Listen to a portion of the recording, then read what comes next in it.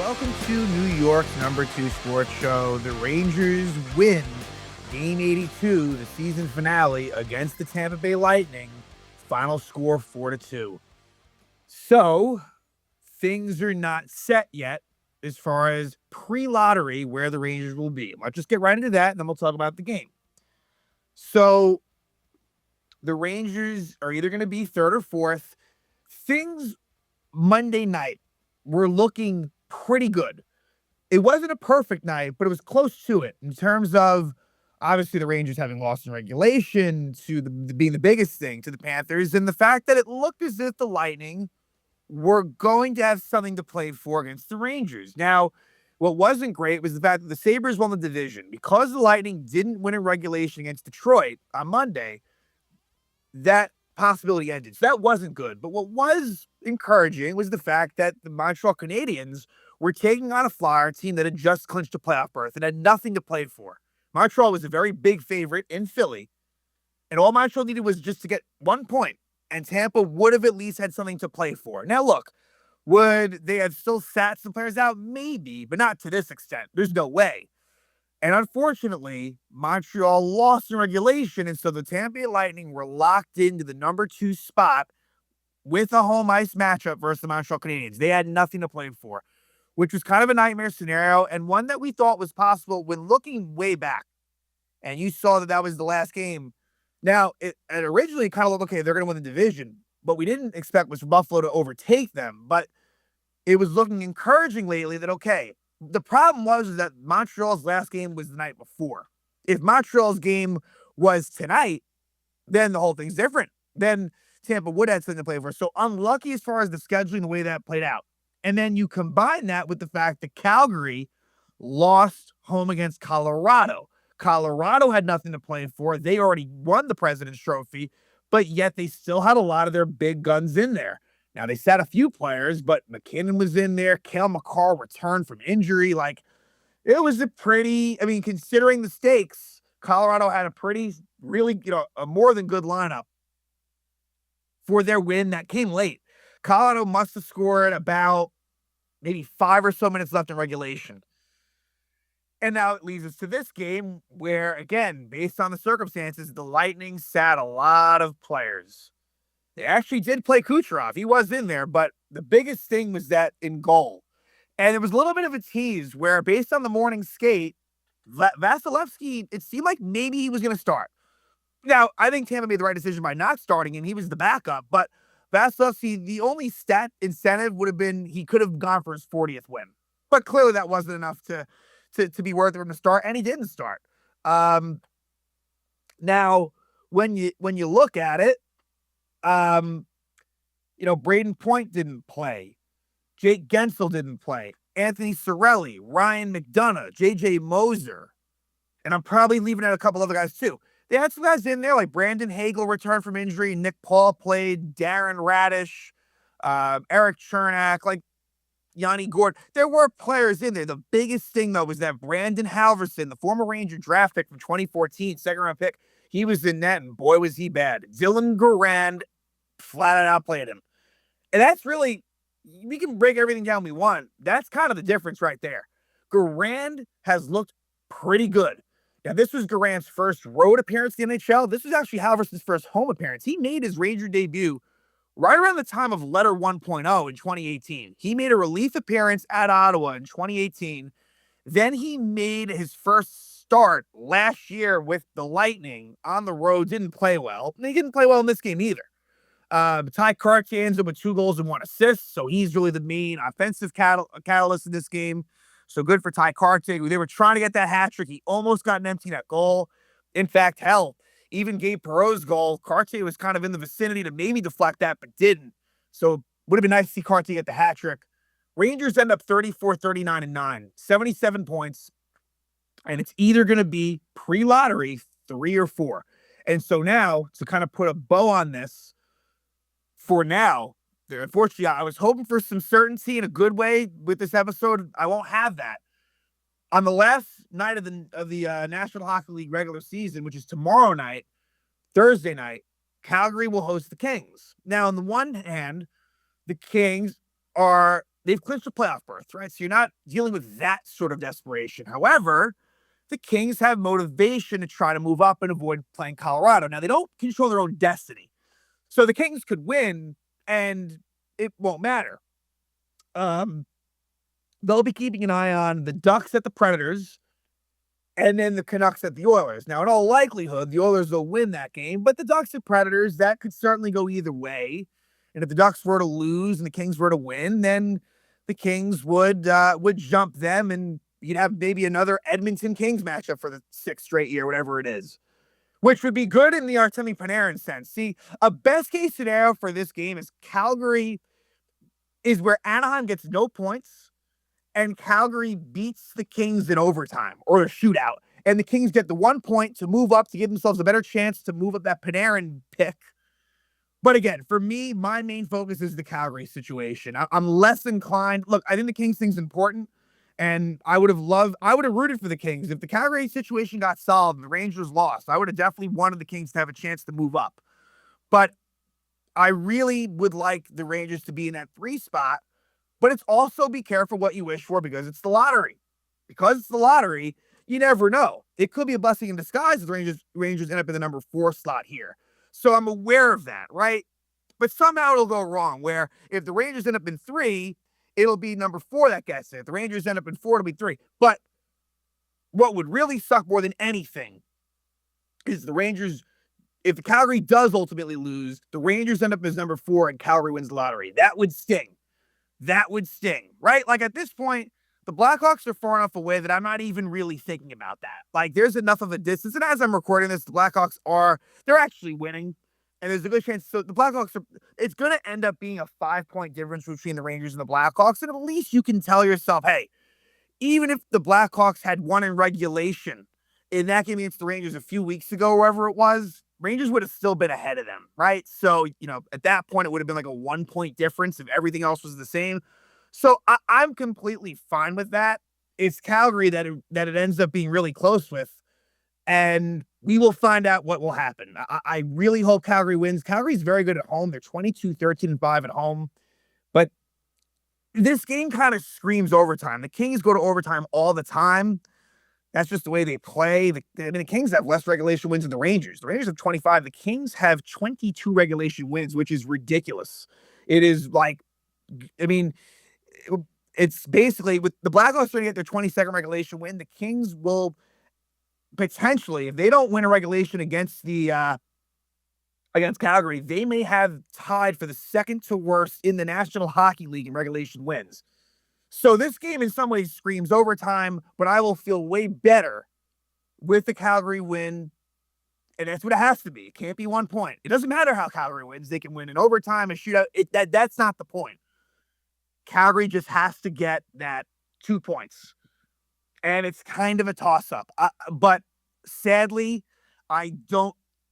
You asked my prediction, and maybe I'm just living in the moment. I don't know that it works out. Now, look. If the Rangers end up in 4, that's not horrible, right? These were the teams that was always in contention, right? And so the fact the Rangers didn't drop below like the Maple Leafs or the Kraken like that, that's good. That it didn't go to that level. This was kind of the most realistic worst case type scenario that you can kind of be okay with. But maybe I'm being greedy, but again, it's very unfortunate where things took a turn. The Tuesday night results were not good. And then, of course, it led to the Rangers losing this game. So speaking of this game, Dylan Garand gets the start. I kind of felt that might be the case, and it is, that Garand is in there. And basically, he played well. He really did in what was his first road NHL outing. Made 29 saves on 31 shots. He's looking like the front runner for backup next year behind Igor Shesterkin.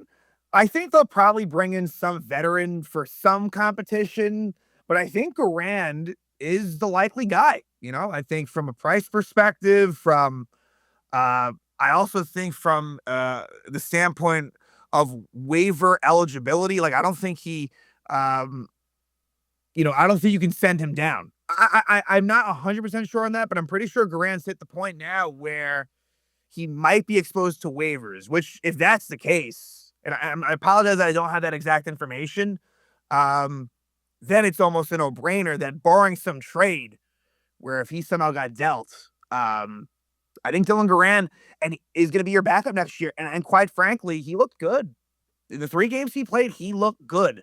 Like, not to say, I mean, look, it's a ridiculous statement for me to say, oh, if Shesterkin played tonight, but like Shesterkin, like, I think it got to a point with him down the stretch where he had some good games, didn't have, like, Garand was locked the fuck in. Like, he really, in all the games he played, I was impressed. Really good rebound control, gobbled everything up. Like, it's a risk, right? You know, he doesn't have much NHL experience, but this is a guy that like was highly thought of, like in the system. Like the numbers aren't great, and part of that is because Hartford's really just, just like the Rangers, the big club, they've kind of taken a nosedive, so that's part of it, right? But I think Garand is someone. Look, he ends up going 2-0-1 with a 948 save percentage and a 1.62 goals against average. I understand it's only 3 games, but he really served himself well. And he hadn't played in like 2.5 weeks, at least almost 3 weeks, to be honest. Yeah, it had been a Friday night game in Chicago almost 3 weeks ago. And that's not easy. And he was ready to go. And I know it wasn't a grade A Lightning lineup, but he did well. For the Rangers, the only other change was Taylor Radish in, Johnny Brodzinski out. So it meant that Radish, he had sat out for 8 straight games, but he was back in there for the last game, played against his brother Darren, after their father had passed away not too long ago. So I'm sure that meant a lot. And Taylor was a former Lightning as well. So, was Johnny Brodzinski's last game as a Ranger that last game against the Panthers? Maybe. He's a free agent, but I think that there's definitely going to be mutual interest in having him come back in a similar role. But that's not a big storyline at all. But he is one of the longest tenured Rangers and well respected in there, so that'll be interesting to see. Taylor Radish under contract next year. We'll see. He's someone that could be dealt, possibly. Didn't exactly do all that well. Hence why he was a healthy scratch for, like I said, I think 8 straight games. Adam Edstrom ends up finishing the season, I think, on right around 11 or 12. Maybe, I think it was 11 straight games of being out the scratch. So it doesn't bode well for him as far as next season. It's funny. You left last year with now Edstrom was hurt and now Rempe's hurt, but both of those guys, right? And you want to throw Carrick in there as well in a different way. Edstrom, Carrick, Rempe was seen as like, okay, this could be the fourth line for a few years. In the case of Edstrom and Rempe, there was real hope. Now the focus is different, right? Where you're thinking more about the Noah Labas of the world, Tye Kartye, maybe Adam Sikora and Yaroslav Hamelash, guys that felt like maybe they surpassed Rempe and Edstrom. Again, this is more bottom 6 talk, not as really prevalent and impactful as the top 6. But there you go. Defense stays the same. So again, Urho Vakanainen, he's kind of on the outs, but he's under contract next year. Maybe he returns as a 7th or 8th defenseman. I don't know. But Drew Fortescue, no, they'll give him a look. I think chances are he starts in Hartford next year, but Drew Fortescue, he played 9 of the last 10 games of the season. But as far as the forward lines, the only tweak was that Hamelash moved up to the Trocheck line with Cooley, and so Radish was inserted into the 4th line with Laba and Sikora. Like I said, the Lightning lineup was without a lot of players. Basically everyone I had mentioned, Point, McDonough, Guentzel, Cirelli, Moser, and really, most importantly, no Vasilevsky, who was the backup. So Shesterkin and Vasilevsky both dressed as the backup, and it was Garand versus Halverson, and Garand was simply better. And the first period, which really, I thought Tampa got off to a decent start, and one of the first chances that Halverson faces goes by him. Tye Kartye scores his 7th goal of the season, and with the Rangers, that was his 4th goal. And it was assisted by Zibanejad and Gavrikov. At 4:02, the Rangers take a 1-0 lead. And there was a partial line change going on as Perreault had gotten off, Kartye had gotten on. Drop pass by Gavrikov to Zibanejad, and Zibanejad goes cross-ice to Kartye for a one-timer, and he scores past Halverson. Not a great goal by Halverson, gives the Rangers a 1-0 lead. And not a whole lot else to speak of in that period. Rangers have a 1-0 lead. Tampa outshot the Rangers 8-6 in the first. Second period. This is where you get a lot of penalties going in the second, which did kind of have an effect on the flow of things. But before that, Tye Kartye scores his 2nd goal of the game, 5th as a Ranger, 8th of the season. 2-0 Ranger lead a minute and a half in, and it's assisted by his line mates, JT Miller and Connor Sherry. So the Rangers are able to get it into the zone, and it takes a funky bounce off the corner wall. JT Miller dumps it, and Kartye just rips it by Halverson. Again, Halverson positionally was not great. Even at times when he didn't give up goals, he looked off. And the Rangers take a 2-0 lead there. At 2:33, Noah Laba draws a hooking penalty. The Rangers don't score on the power play, but soon thereafter, with part of that second unit on, it's Gabe Perreault scoring his 12th goal of the season from Cooley and Kartye. So obviously, hopefully, Gabe Perreault can take this in the next season. And he'll be someone to look at and hope that he can really be a big contributor for the Rangers next season. And this was one, and again, 3 points for Tye Kartye. It is a play where Will Cooley holds onto the puck, finds Gabe Perreault, and right as he's trying to circle around, I believe Yanni Gourde towards the top of the blue line, he fires a shot that goes by Halverson. Not great positioning by him. I don't know if he saw it. And it gives Rangers a 3-0 lead. Then you get Will Cooley being called for a tripping penalty at 7:53. This was not originally called, but then because the Lightning player, Declan Carlisle, was hurt, I think that influenced the decision to then give Cooley the penalty. But then a minute into it, Oliver Bjorkstrand hooks Braden Schneider at 8:55. So it's 4-on-4 for a bit. No one scores. But soon after it's over, Oliver Bjorkstrand gets the Lightning on the board. It makes it 3-1. He scores, assisted by Sabrin and Chafee at 11:15. And this was one that actually, as well as Garand was with rebound control, this was one that he wasn't able to kind of secure, and Bjorkstrand on the backhand is able to score. He was all alone in front. A little bit of a missed defensive coverage by the Rangers there, as he should not have been left all alone. And that makes it 3-1. Then there's an after the whistle scrum that leads to a Ranger power play. Penalties by Hamelash, Cooley, but it was Corey Perry and then Emil Lilleberg who gets the double minor that leads to the Ranger power play. Why the Lightning ended with a power play out of this, I'm not 100% sure. To me, it probably should have been evened up, but the Rangers do take advantage and they score their final power play goal of the season, and actually their final goal of the season. It's kind of fitting that it is Mika Zibanejad. It was named team MVP.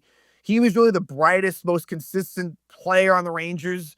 Was healthy all year. The only game he missed was because he was late to that meeting or practice in that Kreider return to the Garden. He's really been very consistent as far as games played. Pretty ridiculous. Where in his early Ranger career, he had that bad injury the first year. Really, after the first couple of seasons, I mean, Mika Zibanejad, pretty remarkable. He misses at most like one game a year when you look at it. So Zibanejad scores his 34th goal of the season from Lafreniere and JT Miller. So JT Miller with a couple assists in the last game of the season. Lafreniere, with him getting that point, it ties his career high for a single season with 57 points that he got 2 years ago. And this one's impressive because it all started very late. It all really happened in the last couple of months where he went on a bit of a tear. And he's another guy that you really hope next year can take it to another level and use what he did this year as a springboard. It's another big season for Alexis Lafreniere that I think the trade talks are going to simmer down. They were pretty high. It would have been a sell low situation, but I think Lafreniere now, he's needed as the guy that is, one of the younger players still on the team, but he's going to be coming in on his, I think, 7th season next year, which is pretty crazy. But it was a nice passing play. Pretty quick passing from Miller to Lafreniere, who finds Zibanejad and he taps it past Halverson to make it 4-1 Rangers. Third period comes around and Tampa Bay gets on the board early. Corey Perry scores his 17th goal of the season from Gergensons and Lilleberg, 51 seconds into the period. And not a great goal by Garand. I'm not sure, if he didn't exactly see it. It goes through him on a backhand sort of spinorama type goal by Corey Perry to cut it to 4-2. Again, my mindset at this point, though, was I was resigned. I mean, once the Rangers jumped out to a 3-goal lead in the second, any hopes of the Rangers getting no points in this game were dashed. Tampa Bay really had a nice third period. They outshot the Rangers 14-6. There was more open ice in the third. It wasn't like a well-played defensive period for the Rangers, but Garand was up to the task. And Tampa had a couple of power plays. At 1:29, Hamelash trips Lilleberg. Tampa doesn't score. And then at 16:47, Kartye slashes Darren Radish. So it was 6-on-4 because the Lightning pulled Halverson. And, Garand made save after save. With the goalie pull, when Kartye got out of the box, they tried to get that empty net goal. It came close. He banked one off the boards, but it just went wide. And the Rangers win the last game. Final score 4-2. Good for Dylan Garand, good for Tye Kartye. And I'm glad the season's over. This was a really frustrating season. And I wish it could have ended off with a loss when they could have secured the number 3 spot, but maybe it's just delayed. And maybe the Flames will beat the Kings. That's where my immediate focus goes to. And then next to that will be May 5th, which is probably when we'll reconvene Rangers-wise. Maybe there is some news that comes about within that time. I wouldn't think there will be, but May 5th, whatever happens, I will definitely provide some sort of update as far as whether they win it or lose it to confirm where they will be draft position-wise. So, again, go Flames tomorrow night, aka Thursday night, home against the Los Angeles Kings. If the Flames get the 2 points, and the Rangers at worst will pick 5th in the draft. If the Flames lose, the Rangers at worst will pick 6th, and their odds will be a bit decreased as far as winning the lottery to move up to number 1 or number 2 in the 2026 NHL entry draft. But yeah, like I said, season ends in Tampa with a 4-2 Ranger win over the Lightning. And boy, am I happy that this season is over.